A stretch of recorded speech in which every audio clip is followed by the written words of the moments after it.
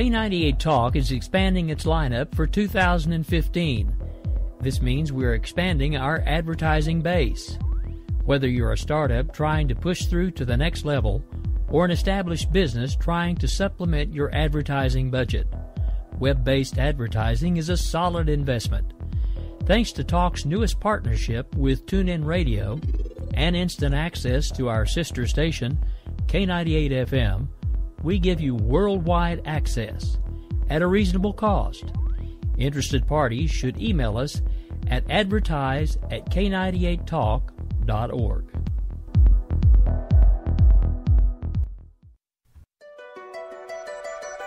The leader in talk radio on the Internet, right here on K98 Talk and the Spark Radio Network.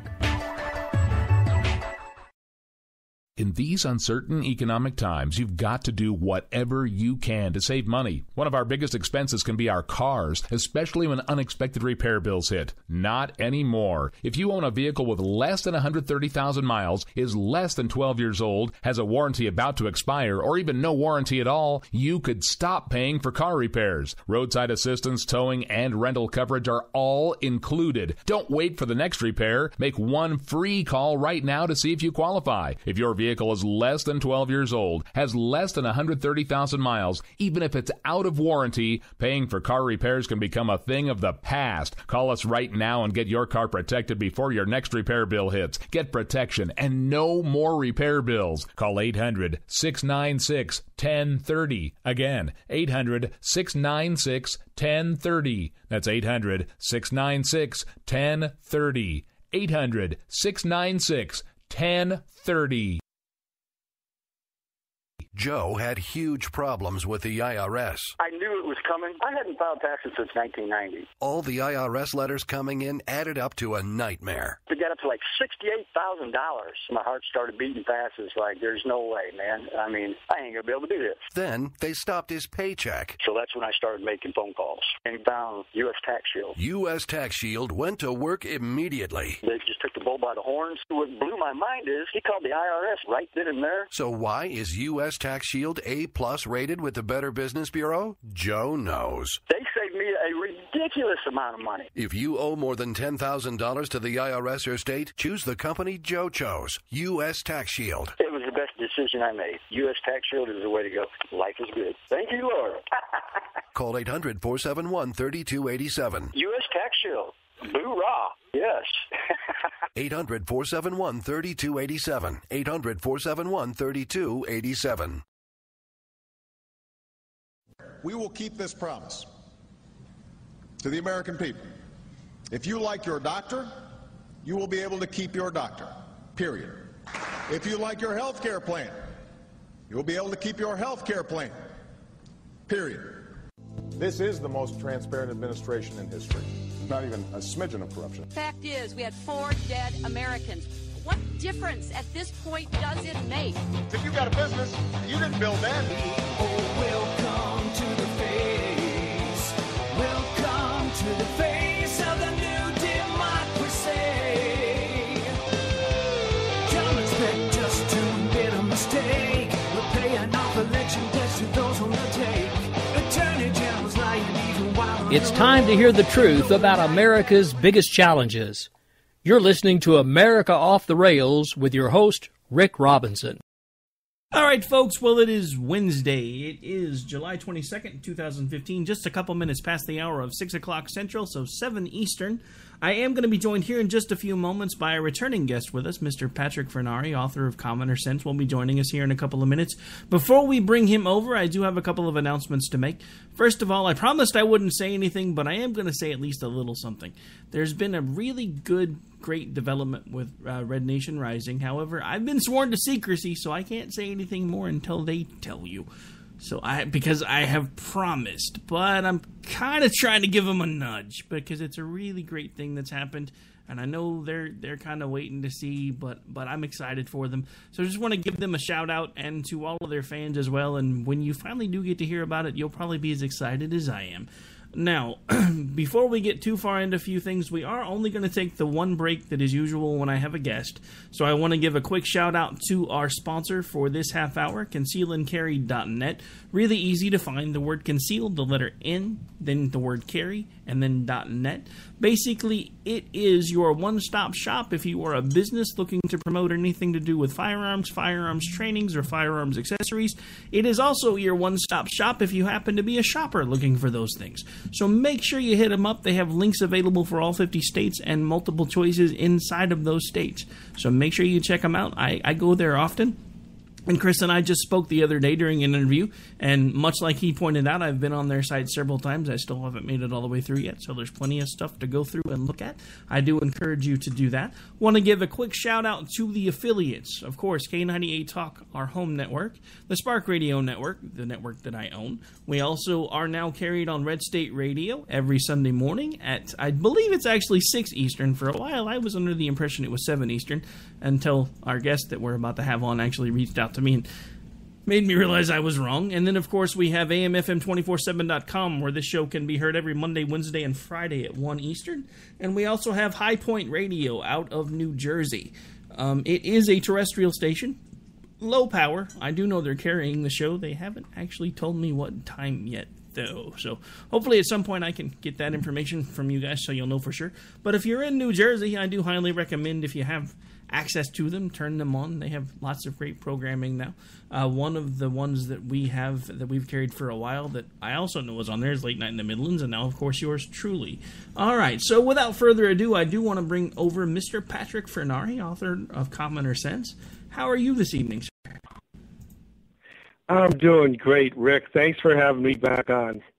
Hey, not a problem at all. It was a real blast. I especially appreciate the fact that you were willing to come back on after I called you by the wrong first name during our first interview. So thank you. I've been called much worse, Rick. Well, so have I, but we'll have to talk about that off air. You know, I mean, I do have some terrestrial affiliates now, so at least on this show, I kind of have to watch my language. Some of the things I've been called aren't fit for radio. Just saying. All right, so one of the things that you made a point of bringing to my attention is the fact that you have recently been doing some guest columns for Magic City Morning Star. I have to admit, I just finished perusing your most recent one with Dateline July 19th, which was Pure of Heart. I have to admit, I agree with 99.99999% of what you said, and the only reason I'm throwing that one little somewhat of a percentage point in there is I'm sure if I look at it again, there'll be something I don't agree with, but so far I haven't been able to find it. Just saying. Well, let's start with the part you don't agree with. Well, no, that's what I'm saying. I haven't technically been able to find one, but I reserve the right to point one out later. I mean, I agree with everything that you've said so far in the article, especially the point where conservatives at this point are really frustrated. Actually, that brings me to a point of a conversation I had this morning in an email with one of the other hosts who's full-on libertarian. We were talking about the fact that there are a few conservatives, myself included, that have now started calling ourselves conservatarian, and how that not only confuses him but annoys him because it feels like we're not being true to who we are.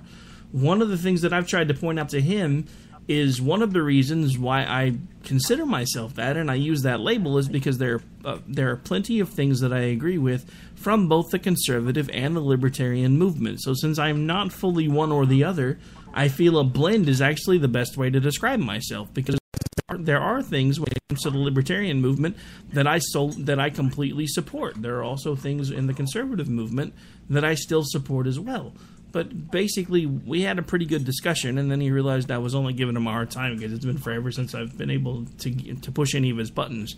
Because he was like, you know, anybody who uses that label, in my opinion, isn't being true to themselves, and they're also being a chicken you-know-what. And I said, well, that's kind of elitist of you to say that. And he's like, well, you do realize I'm just kidding, right? And I said, you do realize I'm just pushing your buttons, but it doesn't change the fact that that was kind of an elitist thing to say. So I think part of the reason, or part of the way that a lot of conservatives are starting to voice their frustration is they're actually moving away from calling themselves just conservatives, because it always gets pointed back to the Republican Party. And let's face it, the Republican Party is not conservative anymore. Well, I think your response is shared by many, myself included. One of those reasons is, as I point out in my book, Common or Sense, is that the center has been constantly moving to the left since the day the ink dried on our Declaration of Independence. So to find the natural place where a thinking conservative would go would be to gravitate a little bit more to the right/conservative libertarian. And one of the reasons I wrote the article is because I'm getting a ton of feedback from people that say that they won't vote for the right candidate, much like with what happened with Mitt Romney in the last election cycle. I would much rather have him as president right now.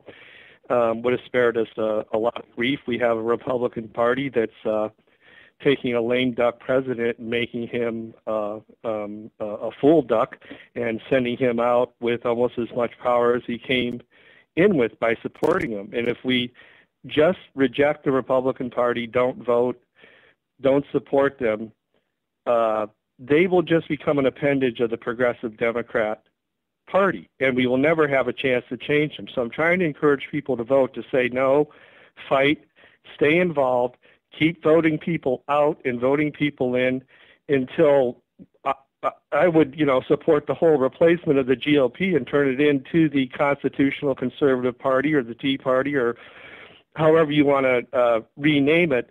But the only way we're going to do that is to stay active and vote. Don't give up. The time, the luxury to be pure of heart and say, oh, that candidate's not good enough, that time has passed, Rick. It's interesting that you say that, because you are not one of the only people that I know that are saying that. Now, I have to admit, even some of the hosts we have here are saying the exact opposite. They feel that now is the perfect time to adhere to principles and basically just eventually and I don't know what the answer is, because I have to admit, I pulled the lever for Romney. By the end of the equation, I wasn't that happy about pulling the lever for Romney, but I thought he was still the better choice. My issues with Romney started showing up during the debates. When during the second debate he had Obama dead to rights, didn't use it. Third debate, much the same scenario. Again, didn't capitalize on what was uncovered during the second debate or take advantage of what was uncovered during the third one. And between the second and the third debates, I actually kept emailing the folks that were actually in charge of his campaign, never expecting to get a response, because at that point nobody really knew who I was. But I kept emailing them over and over and over again, and eventually I actually did get a response. It came from a box that wasn't necessarily labeled, but you could tell who it came from. And basically they told me that at this time we have opted to take a higher road when it comes to the debate process, and we won't be using the information that was made available, because that is our choice and that is our decision. I think that is a lot of where Romney's campaign lost its steam, because while I like the fact that he's a really nice guy, and that kept coming through over and over again, you can't be the leader of the free world and always fall back on the nice guy card, because you're going to have to make tough decisions. And I think that's the biggest problem that we've got right now, is we've got a president that doesn't understand how to make tough decisions, and when he does take hardline stances, they're for all the wrong reasons. Well, as I point out in the article, Rick, I've thought this through living in the world of reality. I want to be the president of the Pure of Heart Club. It was very difficult for me to write this article because I agree 110% with the people that are saying things to me like, I won't vote for that person out of principle. I actually agree with them. I want to be in that club. I want to be the president of it. But we also have to deal with reality. And the reality is that we have the candidates we have. We will have the election process we're going to have.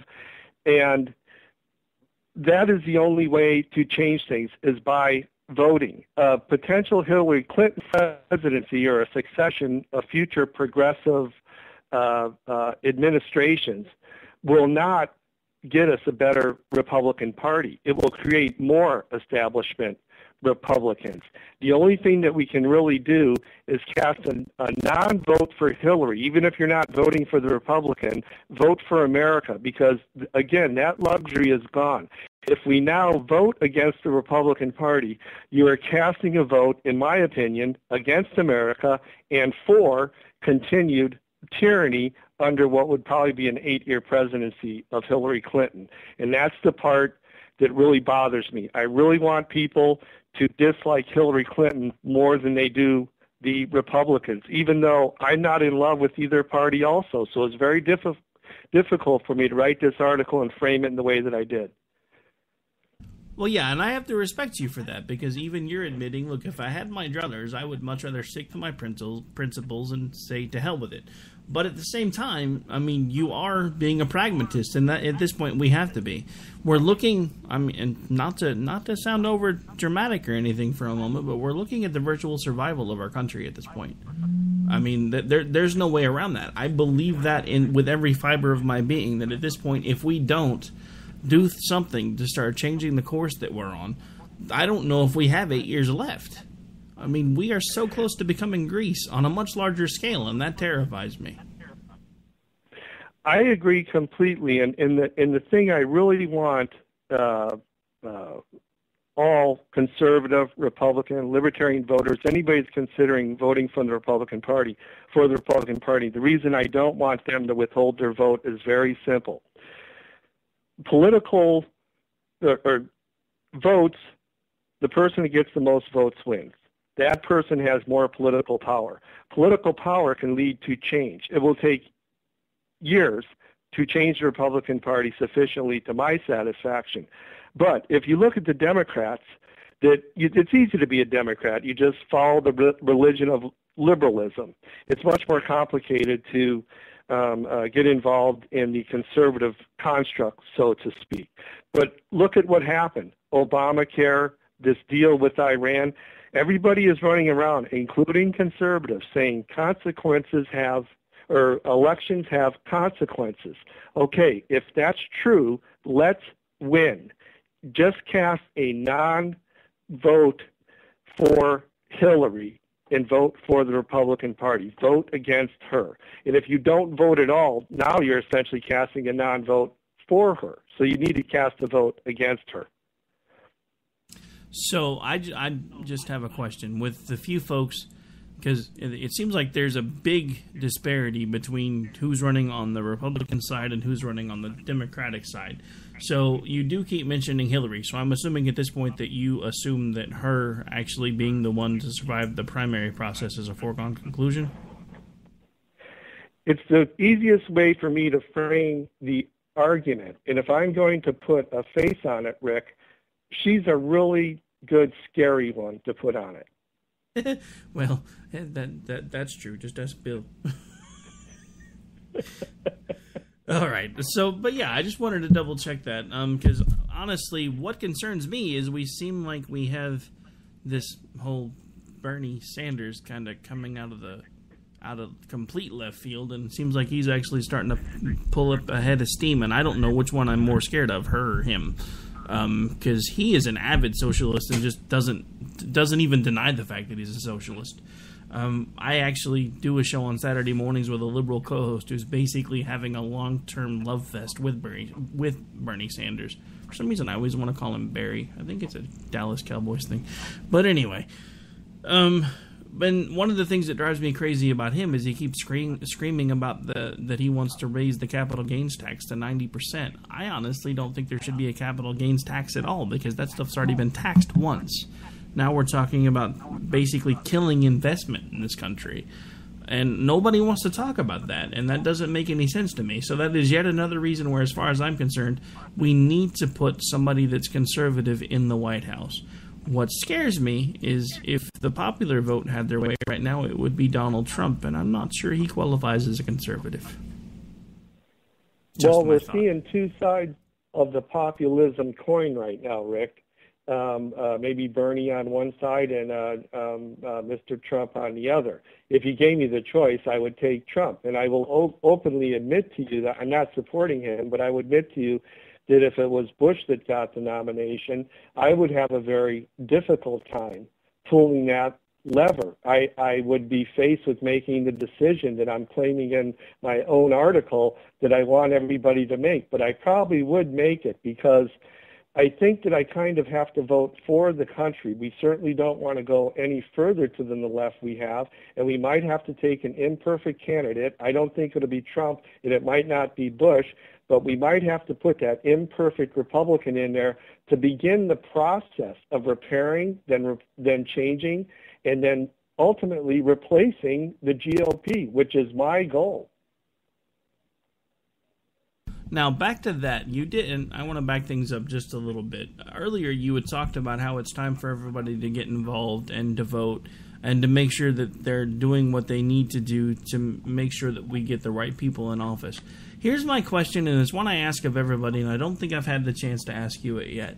When we deal with the fact that a group like Congress, when you put them together as a whole, has some of the lowest approval ratings that we've ever seen, but if you start talking to folks, although of course maybe not McCain at this point, but in the home districts of those congressmen and senators, and they start giving them glowing reviews and glowing reports, if everybody thinks their congressman and senators doing a bang-up job, but the whole group has a below-average rating, and I mean at this point almost subterranean, how do we expect to be able to make a difference when they can look at everything as a whole and see how bad it is, but they look at their own folks and say, yeah, they're doing a good job?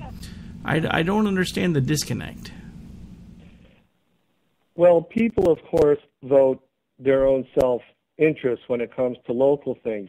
My bigger picture, overarching view is quite simple. If we have a Republican president, Senate, House of Representatives, and the possible opportunity of appointing a Supreme Court judge or two, even if it's not a perfect Republican candidate, that situation might yield the change or begin to take that first step towards the change I'm talking about. And I don't think I'm out of line asking people to cast that vote for the Republicans to make sure they're not voting for Hillary, because some of the same people that are telling me they wouldn't vote for certain candidates actually write me and advocate or say they would support a shooting revolution or going against our current government in armed conflict. And I'm saying, okay, well, that's great. If you're willing to do that, if that's what it comes to, fine, okay. But could you please just vote against Hillary first and see if we can't get things lined up in the big picture? The local politics for most of those people, the question you're asking, their view isn't going to change unless we start to move people through this government, term limits, etc. Okay, so let's assume for the moment, because I know we've got quite a few people that are listening right now. Let's assume for the moment there's a lot of folks out there that are feeling like I feel right now, and that is basically, this last election cycle. Even though it took mainstream media a couple of weeks to admit it, we actually had what can only be in this day and age termed a landslide with the way the current election system is set up. And yet, even though we now have Republican majorities in both the House and the Senate, and even though they ran promising they were going to do all of these things, should we vote for them, they haven't done anything. So for the people that are disillusioned now because they gave the Republicans the shot and nothing has changed and everything has basically not only remained the same, but in some instances even got worse, how do you turn the tide for those folks and make them understand that they have to vote conservative even though we did that and so far it doesn't really seem like much has happened? Well, first of all, as I said earlier, it's also very difficult for me because I feel exactly the same way they do. I don't want to be fooled again. I don't want to be lied to again. What I'm saying is if we can get the Republican president, Senate, House, Supreme Court judges, etc., if we can actually see change because we voted and got a Republican administration in and start to see some things happen. For example, the Democrats, they can say, well, look, Obama got us health care. If we have some wins like that, people are feel empowered again, is there not a chance that in the future that we will see things like tax reform, a proper energy policy, term limits, all the things that would set the economy and the spirit of America and the American people on fire again? I'm saying we have to start somewhere. I'm not saying cast that vote with all the trust in the world that you are going to be redeemed and they're not going to fool you again. I live in the real world. That isn't what I think. But this is the system we have. And it's not a straw man argument, much as the president does sometimes, where he says it's either like he did with Iran. He says it's either a deal or war. But most people that write me and people that I talk to, it's either all or nothing. They want to ruin the Republican Party and say, okay, we screwed you guys, which will screw the country, or they want to go straight to the armed conflict. And I'm just trying to say, is there not a bridge in between? Can we not just vote against Hillary first?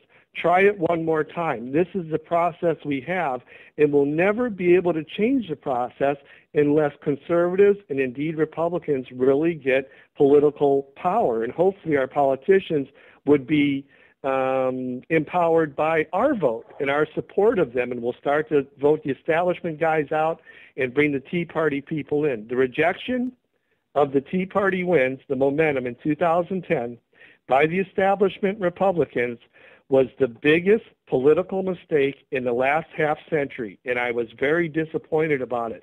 But I'm not going to give up. As I say in the article, what would we all be talking about now if our founders would have given up? I want people to fight, not to retreat. Well, no, I agree with you completely, and that's why I wanted to pose the question the way I did, basically a bit of a devil's advocate moment, because I'm pretty much where you are right now. I think at this point we don't have a choice. We need to pull the lever for the conservative side one more time, if for no other reason than at this point to fully understand if we give them this one shot and they still don't do what they say we're going to do, or they're going to do, we're going to have to make some changes. But we need to give them that one last shot to see if they're willing to help us turn things around, because it's time for them to start putting their money where their mouth is.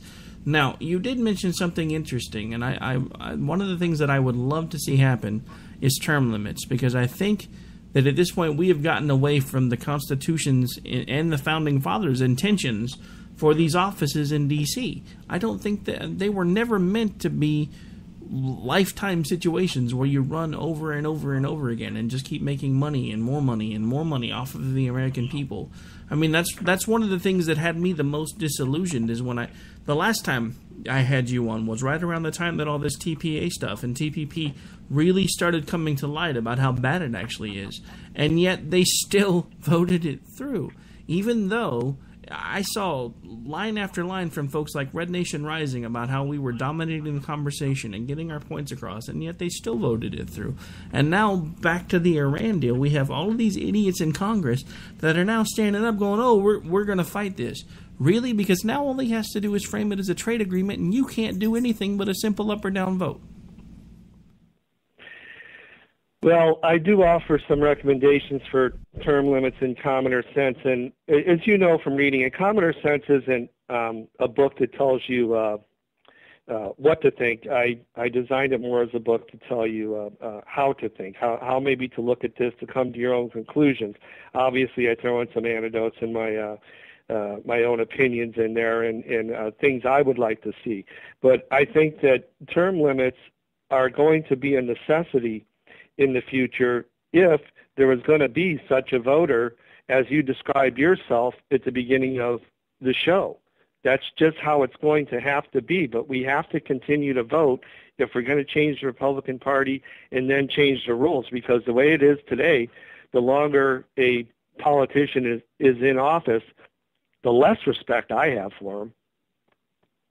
Well, yeah, and I've actually talked about this with a few other folks. A couple of weeks back, I actually interviewed Dr. Randy Arrington, and he was pointing out, with McCain, that when McCain first started, he had the best of intentions. He was one of those guys that was in there making waves, doing things that nobody had seen before, and now he's been in there so long that he's become part of the problem.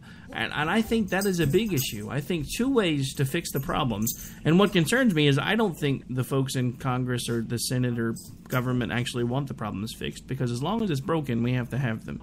But I think the two quickest ways to fix the problems are going to be term limits and get it back to how the Constitution intended, where the folks that we vote for are spending the majority of their time talking to the folks in their districts, doing their work from their districts, instead of being in this stupid bubble that we call D.C. that is basically at this point nothing but a cesspool. Well, there's something very important you're saying there. The 17th Amendment, there's only a few people running around on the planet that were alive, and that was passed under Wilson. And he basically took the power of states to appoint or elect their senators to represent their states in Washington, and he turned it into popular elections, and their loyalty shifted to Washington, D.C. interests rather than the interests of their state and their people. And that was a big blow to the original construct of how our founders wanted government to work. So you're right, we're not represented properly, and they stay way too long. I'd like to see a 6-year term for president, just so that the president was not campaigning in the middle of a term. Well, honestly, I think we ought to move to a 6-year term and then have it only a single term, because then they can't campaign in the middle of a term. Right, exactly. Just one 6-year term. And I also advocated for maybe 2 6-year terms for congressmen or senators, depending maybe if a person was a congressman and then a senator later, there might be something you could work out where you could get a little bit more mileage out of that. After all, if he's a good person, we want to keep him in there. But they're so entrenched, and the tax system keeps the lobbyists there. It's literally time to turn the money changers' tables over in the temple and get things straightened out, because we're not being representative. That's why I wrote the book, Common Sense. The average working person's, the working person in America's voice and vote has been severely diminished. And I just want to get the word out to people about how our government works and how it doesn't work. Well, amen to that, and I like the reference about the turning over the money changers tables. All right, well, we do actually have to take a break here. This is Rick Robinson, host of America Off the Rails. We are interviewing Patrick Fornari, author of Common Sense, as well as columnist, and we've actually been discussing one of his recent columns in the Magic City Morning News. We'll be right back after these commercials. You guys have a great rest of the day, and we'll be right back with you here in just a second. Sorry, for a second I thought I was leaving you, but we're only halfway done. I'll be right back.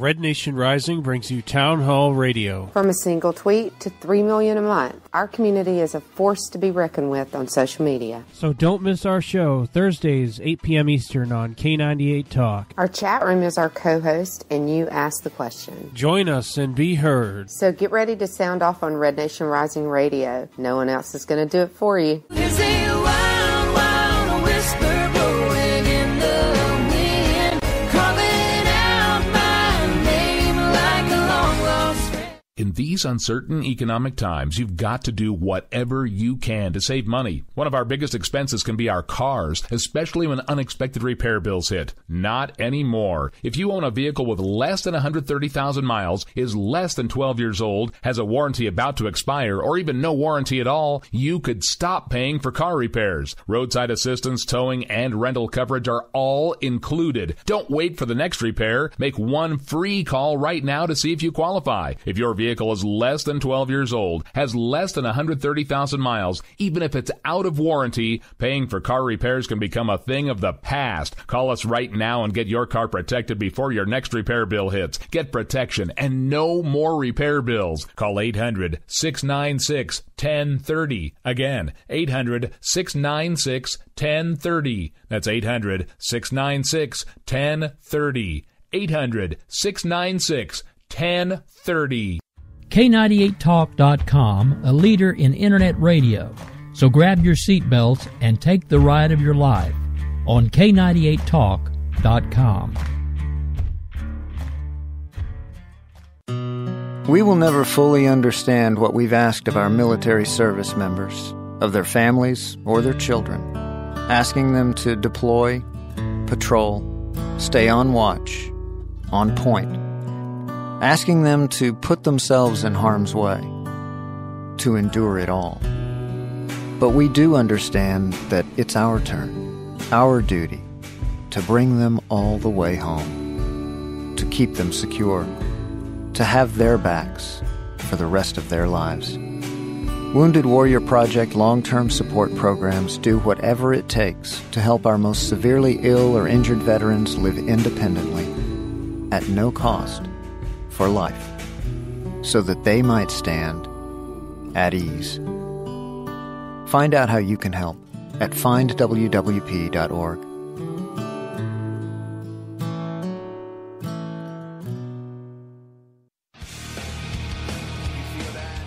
This is JD. And this is Stacy. Join us Tuesday nights, 10 p.m. Eastern, for Game On. Remember, lock up the children and the old folks. Game On, the home of conservative conservatarians. Where no one is safe, no one is spared, not even the hosts. Oh, that was supposed to be a spin cycle. I'm sorry. Yeah, that's okay. We love you anyway. Right round, baby. Self-monitoring right Ebola radio strikes again. Anyway. Anybody see the host monkey? Where's the host monkey? Where's the host monkey? For God's sake, I need an antidote. Just do your rant. Let's pop out of the segment. Find us on Twitter at JD and Stacy. You're listening to K98Talk.com. Phone calls without a pen and telephone to bypass all your laws. Political correctness will replace the Bill of Rights. Support religious freedom, bless you, pray to Jesus Christ. All right, folks, we're back. We're live. This is America Off the Rails. I'm your host, Rick Robinson. We are about halfway through the show, so we want to kind of change tactics here for just a bit. We're going to bring special guest Patrick Fornari, author of Commoner Sense, back on the line with us right now. And then we're going to start talking about some of the crazy stuff that Trump's been up to and see what his take is on that. Patrick, you still with us? Yes, sir. All right. So I'm assuming, even though you do spend the majority of your time out of the country, you're keeping up pretty well with, as one of my hosts likes to call him, Trumpy the Clown. Because it just seems like he's always... I mean, you know, my wife and I talk about him a lot, because I have to tell you, my biggest thing with Trump is if you go back about 3 years ago, he really wasn't very conservative in most of his issues. Yes, maybe fiscally, but pretty much everything else he had liberal leanings. Now, all of a sudden, that has all changed. And I honestly don't know if his intention is to go all the way through the primary process, should he make it. What I do like about him is, as of right now, he's drawing all the fire for all of the other candidates, so they have extra time to get their feet under them. So I think in some respects, he's actually serving a purpose. I think he lost me, though, when he made the statement that he made about McCain. Not because I respect McCain in his current position, but because I will always respect and support the fact that he actually is a veteran. And I think he lost a few points with me when he took that shot. How about you? Well, like I said, this is the other side of the the populism coin. The way I look at Trump is a little bit differently. I just figure that he is grown up politically. He's seen what has happened to the country, has had people knocking his door down for 20 or 30 years asking for political support and financial support and donations, etc. And he finally got sick of it and said, what the heck, I'm going to run. I love the country. I want to make it be better. So I think in some ways he's very much speaking to the same audience that my book, Commoner Sense, is trying to appeal to, and they are responding. Now, with that said, he has had some gaffes, but the thing I don't like is that the media acts like all the other politicians, just like we had just been talking about, that have been around for 40 and 50 years, have never said anything stupid.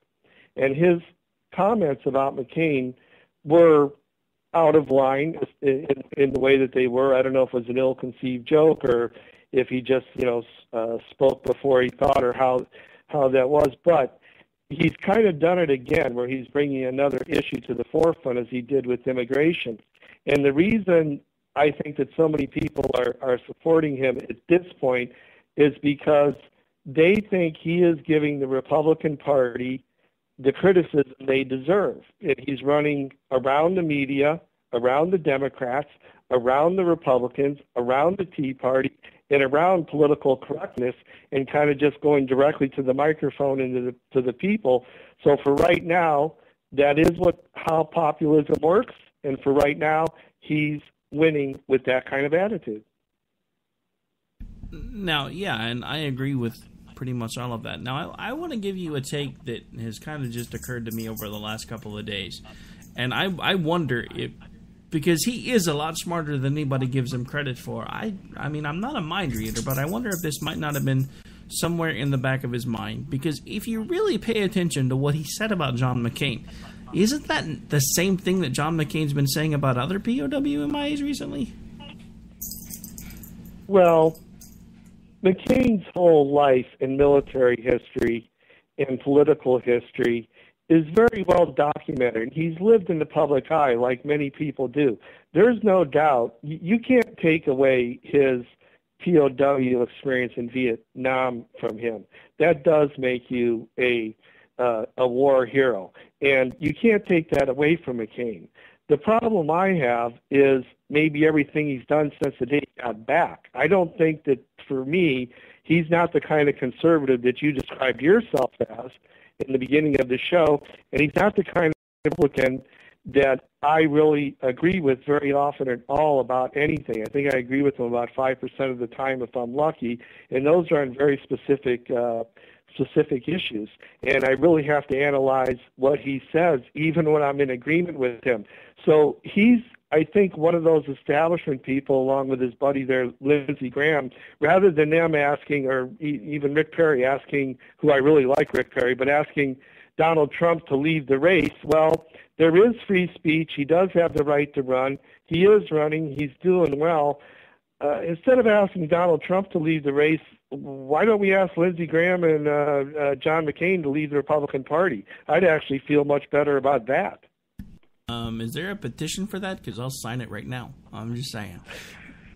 Now, you mentioned Lindsey Graham. I have to say, I mean, I knew Donald Trump had a set of cojones. I gotta tell you, I knew it. I mean, anybody who's made the type of money that he's made and the type of business deals that he's made has to have a set of brass ones.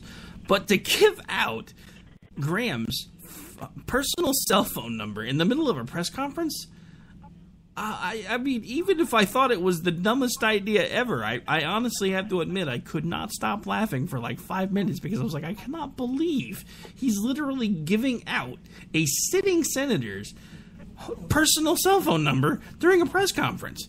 I mean, that takes a set. I mean, it really does. That takes a big pair.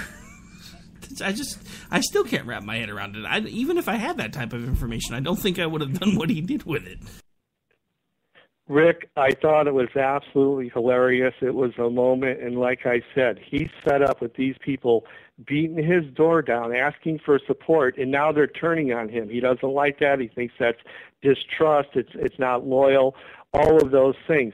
And as I point out in my book, in Commoner Sense, that, the fun zone, formerly known as the United States of America, closed the day Barack Hussein Obama was elected. Barack Hussein Obama is the biggest downer and the biggest naysayer and the most negative person I have ever listened, derisive president I have ever listened to in my life. And I think that in our natural American spirit, in our DNA, we're ready to have a little fun again. And if Trump represents prosperity and fun a little bit, again, he is going to appeal to a lot of people, Rick. I know we have a couple of hippies that are listening right now because I have a couple that tune in on a regular basis, so I have to speak out for them for just a second. Man, you're harshing my mellow. No, I'm just playing. Okay, so anyway, I don't know. I mean, like I said, my thing with Trump is I'm not sure how serious he is. I do like that he basically says what he means and he means what he says. What concerns me is there have been a couple of times when he probably should have at least admitted that he didn't mean things exactly the way they sounded, but he won't even correct himself. Because everybody knew that gave him the benefit of the doubt what he meant when he started talking about the Mexicans coming across the border. He meant the same thing everybody knows. The Mexican government is giving people instructions on how to come across their border.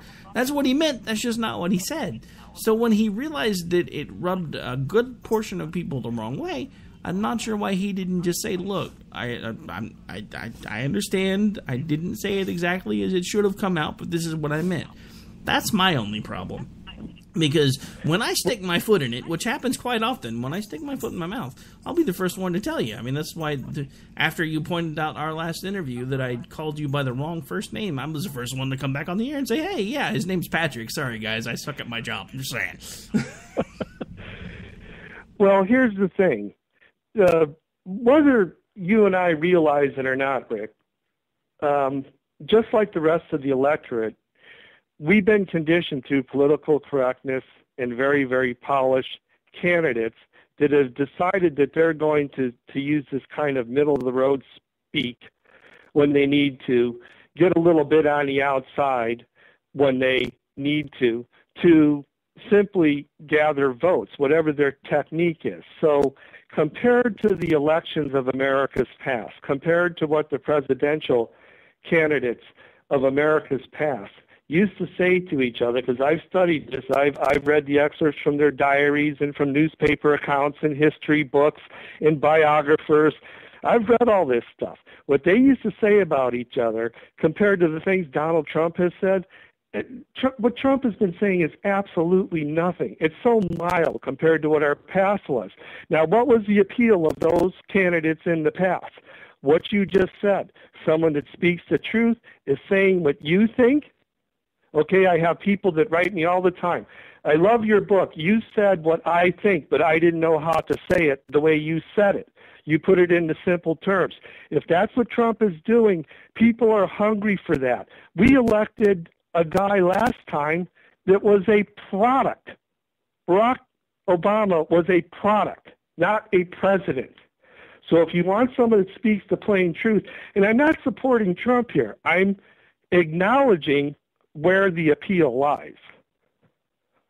No, I understand, and that's one of the reasons why we spent a few minutes on it, because I enjoy your perspective, because it's pretty similar to mine, and I have some of those same thoughts. And I think that's why Trump is resonating so well with the American people, because we've gotten so used to the prim and polished politician, and that, my friend, Donald Trump is not. So, now, speaking of moving on to politicians, because we are down to about 12 minutes-ish, any thoughts as far as you're concerned as far as a front runner for 2016? Well, there's you broke up a little bit there, Rick, but if you're asking me who I like that's in the race, we have an incredible catalog of fine Republican politicians, and they are running against not just Hillary or these other people, whose names I don't really know, Bernie Sanders, etc., but they're also running against the media, and the progressive media and progressive wing of the Democrat Party are essentially one entity. So we have all these quality candidates. We have Trump taking up a lot of the media time, and everybody is still acting like Hillary has a chance. And in my mind, I hope it is Hillary, because in my mind, she is the worst campaigner, speaker, and presidential candidate of the last half century. I agree with that. Not only that, but I think she's the worst Secretary of State we've had in history. And there have been some pretty... She's no Thomas Jefferson. But back to something you said earlier. You'd mentioned all of the different brouhahas through history that were our campaigns back in the day. I think a lot of people would be less offended by what's going on if they actually managed to do a little bit of research. Because what's going on now is, like you said, it's nothing compared to the things that used to happen when we had a presidential election cycle. I remember hearing about people that were burning wooden dolls of one of the presidential candidates at a rally for another candidate. They were like chopping it up and burning it and everything else. People would have a cow if that type of stuff was happening today, and it was commonplace back then. I don't know. I think at some point along the way, we've put on a veil of civility in some ways, but while doing that, while we give an outward appearance of more civility, if anything, internally, it seems like we're actually less civilized, especially if you see everything that's going on in the news right now. So I think in some ways we look better, but not much has changed. Well, it's a strange contradiction, isn't it? As I mentioned in the book a few times, no one's asking you to jump on a horse with your sidearm and run towards the smoke and gunfire right now. I'm simply asking people just to cast a vote against Hillary, okay, even if it's not for the Republicans. And I'm getting trouble like you can't believe because I'm not pure of heart, which I really am. I want to be that person, okay? But instead of us complaining maybe so much about what is turned into a lousy administration, a lousy political process to a certain degree, let's go ahead and recognize ourselves as we the people and see if we can start to see how our participation in our own government through voting, activism, whatever you can do, actually affects how the government works. And this is not a quick fix, and that's one of the things that people get upset about. They said, well, I voted in a couple elections and the Republicans didn't change. No, they're a bunch of knuckleheads, just like the Democrats, okay? So it's up to we the people to keep fighting, keep trying. Don't give up. Our founders made a commitment to go against King George in Britain, and if they wouldn't have stuck with it, Rick, we wouldn't be having this conversation right now. You know, that is an interesting point. And again, I wonder if some point along the way, if the reason why we're having some of the problems that we're having is because we have gotten to the point now where we have so many people that don't understand what it truly means to be an American. You know, I had a conversation a few weeks back about now I don't know if it's an actual true story or not, but there's a story that started going around through YouTube that's been around for a long time, but it usually resurfaces around every 4th of July. And it's the story about how the Declaration of Independence was actually composed, and basically one of it, and if it's a true statement, it understands, or it makes you understand why we have this big issue we have about the flag touching the ground. Because the story goes that basically they were given an ultimatum by a British admiral that if they were to lower the flag or to bring it down, that everybody would be spared and that they would consider that surrender. So what had happened over time is they kept trying to shell that flag and shell that flagpole to bring it down, and people were giving their lives to keep it up in the air. If that's a true statement, then at some point along the way, we have forgotten what it means to be an American. And that's what makes me angry. It's not Donald Trump acting like an idiot, because in some ways he is. But it's his right to do that.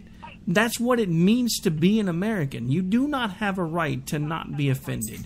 You have a right to basically turn the channel if you don't like what somebody's saying, but you don't have the right to sanitize and purify every little thing that you disagree with. And we have come so far away from that, and we have so many people that have fought, bled, and died to give us the rights that we now take for granted on a daily basis. And we as a people have fallen asleep at the wheel, and because of that, we now have the administration that we have today. We currently have the government that our founding fathers warned us about, and we can't wake enough people up to make them realize just how bad it is. That's what has me concerned. My book is essentially about the past, present, and possible future of America, but the core idea of the book is about the idea of America, what the real definition of American exceptionalism is, for one, because the popular version isn't the correct version. And you're right, a lot of people fought and died for that flag and for our country.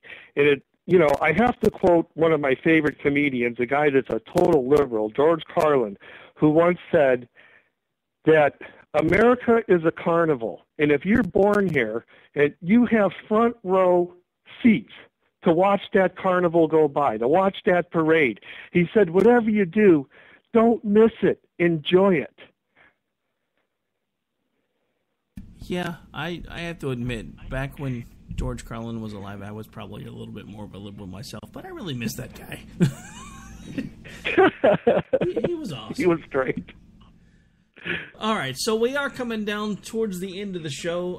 Now, as promised, I do want to give you a couple minutes to kind of let folks know again about the book, ways they can keep in touch with you should they do so, choose to do so. Maybe give them a little idea of some of the other stuff that you've got going on, because I know you've been writing for quite a few places lately. So just take a few minutes and let folks know everything that you've been up to, so we can hopefully help you build a little bit more of a following. Well, the title of the book is Commoner Sense, The Working Person's Guide to America. It's specifically designed and priced for working people that don't have much time to read or do what I did and read 2.5-inch books for 11 or 12 years and decide to write a small book in plain language and say, I can tell, because that's my roots. I'm just a regular working guy. I'm a carpenter by trade and amateur stonemason. And at any rate, it conveys the idea of America. You can get it at Amazon.com. People can also follow me on Facebook, and there's hours of access to hours of recent interviews on there, which most people don't have time to do, but you can sample them. Or you can follow me at Fornari Sense on Twitter, and I do quite a few guest columns for the online newspaper, Magic Morning Star. And also, you can go to commonersense.net, and you can read my blog posts there.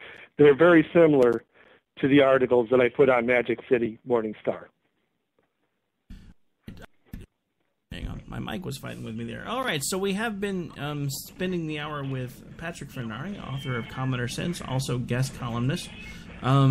Now, again, as a reminder, he does have the Commoner Sense book available. It is available through Amazon, so feel free to go check it out. Now, I didn't think to ask, is it...